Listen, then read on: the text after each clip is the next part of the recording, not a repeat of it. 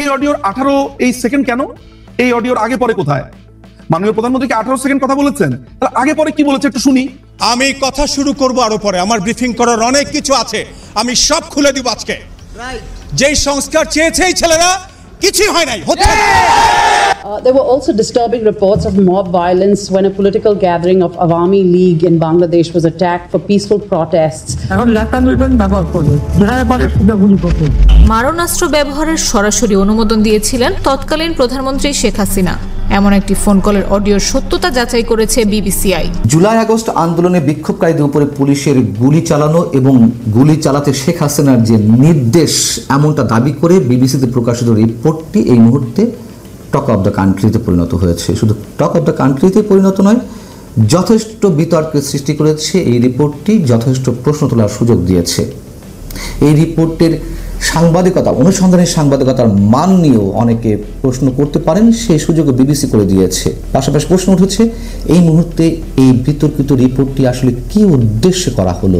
35 মিনিটের যে video version রিপোর্টটির, তার দুটি অংশ। একটি হচ্ছে অভ্যুত্থানের মুখে সাবেক প্রধানমন্ত্রী শেখ হাসিনা যখন দেশ ছাড়লেন, তারপর মানে 5 আগস্ট দুপুরের পরে যাত্রাবাড়িতে পুলিশের গুলিতে যে 52 জন নিহত হয়েছে বিবিসির দাবি অনুযায়ী, তা নিয়ে অনেক কথা রয়েছে।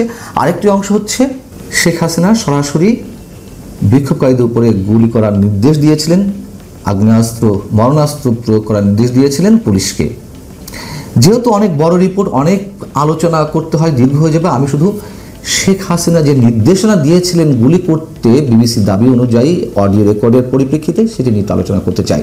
পুলিশ তো অবশ্যই গুলি চালিয়েছে, পুলিশের গুলিতে অবশ্যই মানুষ হত্যাকাণ্ডের শিকার হয়েছে, এ কথা অস্বীকার করার কোনো উপায় নেই। পুলিশ অবশ্যই গুলি চালিয়েছে। তার একটি বড় প্রমাণ হচ্ছে গত 12 কিংবা 13 আগস্ট 2024-এর একটি ভিডিও ভাইরাল হয়েছিল। সেই ভিডিও ফুটেজে কী ছিল নিশ্চয়ই আপনাদের অনেকে মনে আছে।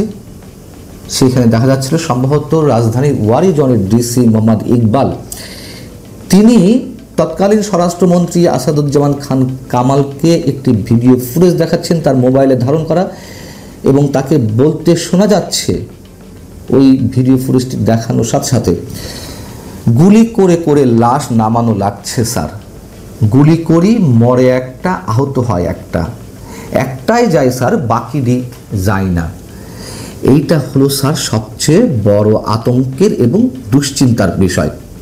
এবং তার পাশে ওই সময় পুলিশের তৎকালীন প্রধান আইজিপি চৌধুরী আবদুল্লাহ আল মামুনকেও দেখা যাচ্ছিল, তিনি দাঁড়িয়েছিলেন, তিনিও দেখছিলেন ওই ভিডিও ফুটেজ। এখন বিষয় হচ্ছে বিবিসির 35 মিনিটের যে ভিডিও ভার্সন রিপোর্টটি বা প্রতিবেদনটি, তার 31 মিনিট 4 সেকেন্ড থেকে 31 মিনিট 12 সেকেন্ড পর্যন্ত মাত্র 7-8 সেকেন্ডের একটি অডিও ক্লিপ শোনানো হয়েছে শেখ হাসিনার, যেখানে তিনি পুলিশকে সরাসরি নির্দেশ দিচ্ছেন বিক্ষোভকারীদের উপরে মরণাস্ত্র প্রয়োগ করতে, গুলি করতে। নিশ্চয়ই কারো না কারোর সাথে কথোপকথন হচ্ছিল। কথোপকথনের অপর প্রান্তের ব্যক্তিটি কে, কি তার পরিচয়, কেন সম্পূর্ণ কথোপকথনটি বের করার চেষ্টা করা হয়নি বা প্রচার করার চেষ্টা করা হয়নি। মাত্র কয়েক সেকেন্ডে, এই 7-8 সেকেন্ডের অডিও ক্লিপ থেকে বোঝার কোনো উপায় আছে কিনা আমাদের স্পষ্টভাবে যে ওটি শেখ হাসিনাই ওই ঘটনার পরিপ্রেক্ষিতে গুলির নির্দেশ দিয়েছেন।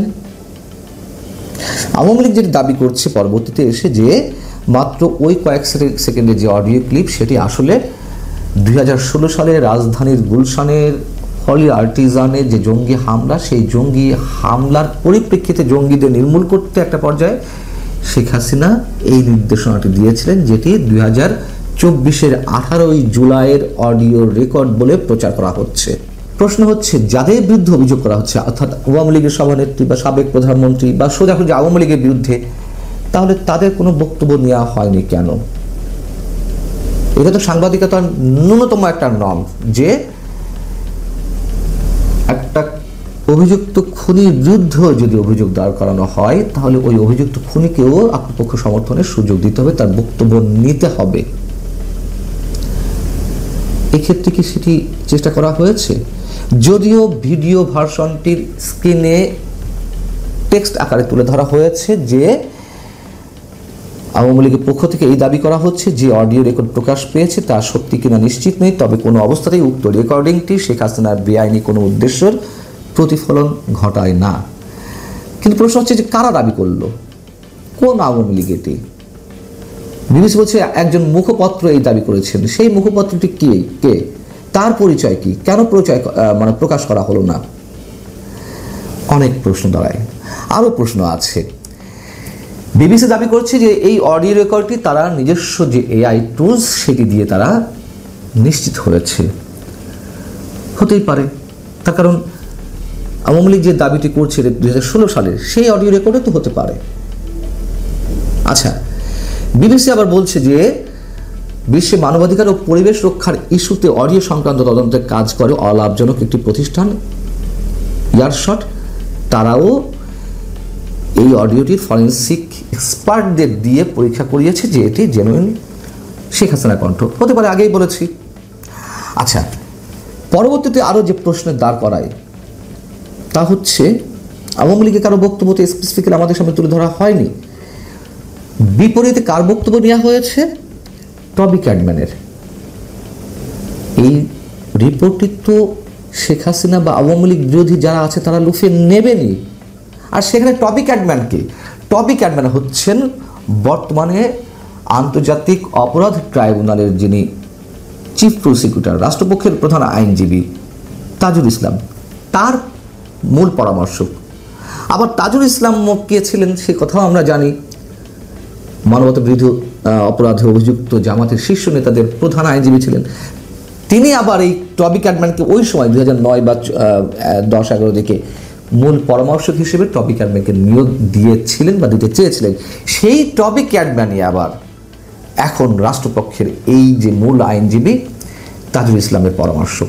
তো তিনি তো বলবেন, তিনি কি বলছেন যে রেকর্ডিংগুলো তার ভূমিকা মানে শেখ হাসিনার ভূমিকা প্রমাণের জন্য অত্যন্ত গুরুত্বপূর্ণ। এগুলো স্পষ্ট এবং সঠিকভাবে প্রমাণিত হয়েছে এবং অন্যান্য প্রমাণ দ্বারা সমর্থিত হোক আর না হোক, তারা তো বলবে যেগুলো অবশ্যই সত্য, না বলার তো কোনো কারণ নেই। এমন একজন বিতর্কিত ব্যক্তির বক্তব্য নেওয়া হয়েছে বিবিসির পক্ষ থেকে। কেন? আর কেউ ছিল না বাংলাদেশে? আইনজ্ঞ, বিশেষজ্ঞ আর কেউ ছিল না? তাদের বক্তব্য নেওয়া যেত না? এবার বিবিসির যে গাঁথনি সংবাদের ভাষ্যের একটা অংশের কথা একটু শোনাই। অনেক প্রশ্ন এখানে উত্থাপিত হয়।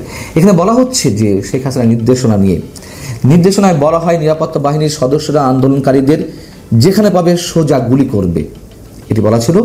অজ্ঞাত একজন ঊর্ধ্বতন সরকারি কর্মকর্তার সঙ্গে শেখ হাসিনার কথোপকথনের ফাঁস হওয়া অডিওটি এখন পর্যন্ত সবচেয়ে গুরুত্বপূর্ণ প্রমাণ যে তিনি সরকার বিরুদ্ধে বিক্ষোভকারীদের গুলি করার জন্য সরাসরি নির্দেশনা দিয়েছিলেন। তারপর এসে বলছে জাতিসংঘের তদন্তকারী দলের তথ্য মতে গত জুলাই-আগস্টের ওই আন্দোলন ও সহিংসতায় অন্তত 1400 জন মানুষ প্রাণ হারান। মানে কিভাবে পরম্পরায় সাজানো হয়েছিল আইনগুলো? তার মানে কি 5 আগস্টের আগেই 1400 জন মানুষ নিহত হয়েছে? জাতিসংঘের তদন্তকারী দল সেটি বলেছে। জাতিসংঘের তদন্তকারী দল তো বলেছে 15 আগস্ট পর্যন্ত যারা নিহত হয়েছে তাদের পরিসংখ্যানটি দেওয়ার চেষ্টা করেছে, এবং সরকার যেখানে নিজে দাবি করছে যে 5 আগস্ট পর্যন্ত 837 জন হত্যাকাণ্ডের শিকার হয়েছেন বা নিহত হয়েছেন। সেই বিষয়গুলো তো বিবিসি এখানে তুলে ধরেনি। এমনভাবে এই বিষয়গুলো তুলে আনা হয়েছে যে 1400 জন মানুষ নিহত হয়েছে, এটা জাতিসংঘ বলছে, এবং শেখ হাসিনা গুলি করার নির্দেশ দিয়েছে, অর্থাৎ শেখ হাসিনা গুলির নির্দেশের পরিপ্রেক্ষিতে এই 1400 জন মানুষ নিহত হয়েছেন। কিন্তু আমাদেরকে তো সব পক্ষে বিবেচনা করতে হবে নিরপেক্ষতার জায়গা থেকে। যেমন বললাম, পুলিশ অবশ্যই গুলি করেছিল। আবার পুলিশকে হত্যা করে কারা গাছের সঙ্গে ঝুলিয়ে রেখেছিল? সিরাজগঞ্জে যে এক রাতে 18 জন পুলিশকে হত্যা করে গাছের সাথে ঝুলিয়ে রাখা হলো, যার কৃতিত্বের দাবিদার এখন জামাত ইসলামী ছাত্র শিবিরের নেতারা। অন্যান্য অনেক স্থানীয় যারা হত্যাকাণ্ডের শিকার হয়েছে, মেট্রো রেল, বিটিভি ভবনে আগুন ধরে দেওয়া হচ্ছে, তারা স্বীকার করছে। স্নাইপার রাইফেল কোত্থেকে আসলো, কিভাবে এলো, তা নিয়েও অনেক ধরনের প্রশ্ন উত্থাপিত হচ্ছে। বিবিসি কেন সেই কথাগুলো বলছে না? কেন এইভাবে লাইনগুলো সাজালো? এবং কেন সাজালো এই মুহূর্তে নতুন করে তা প্রশ্ন করার আরও একটি সুযোগ করে দেয় আরেকটি প্রেক্ষাপটের দিক থেকে। তার কারণ এই বিবিসি এতদিন যেভাবে রিপোর্ট করে আসছিল, যেভাবে করে আসুক না কেন, প্রধান উপদেষ্টার প্রেস সচিব স্পষ্টভাবে গত 5 ফেব্রুয়ারি তার ফেসবুক পেজে বিবিসি বাংলাকে শেখ হাসিনার ভক্ত বলে উল্লেখ করেছিলেন। তিনি সেখানে কি বলেছিলেন? তিনি বলছেন, মনে হচ্ছে বিবিসি বাংলা ক্ষমতাচ্যুত স্বৈরশাসক এবং গণহত্যাকারী শেখ হাসিনা ভক্ত হয়ে গেছে। সংবাদ মাধ্যমটি যখন শেখ হাসিনার বিষয়ে লেখে তখন তার ভারতে পালিয়ে যাওয়ার পটভূমি বাদ দেয়। আওয়ামী লীগ সরকার পতনের পর উনি ভারতে চলে গেছেন এমন শব্দ ব্যবহার করতে তারা অধিকতর পছন্দ করে। এটি বাস্তবতা, এটি সত্য। এটি নেগেটিভলি ধরা যাক বা পজিটিভলি ধরা হোক, যেভাবে হোক না কেন, বিবিসি সম্ভবত, আমার দেখা যদি ভুল না হয়ে থাকে, এই রিপোর্টে সর্বপ্রথম সম্ভবত শেখ হাসিনা পালিয়ে গেছেন এই ধরনের শব্দ ব্যবহার করা হয়েছে। এর আগে আমার যদি ভুল না হয়ে থাকে কোথাও পালিয়ে যাওয়া শব্দ ব্যবহার করা হয়নি।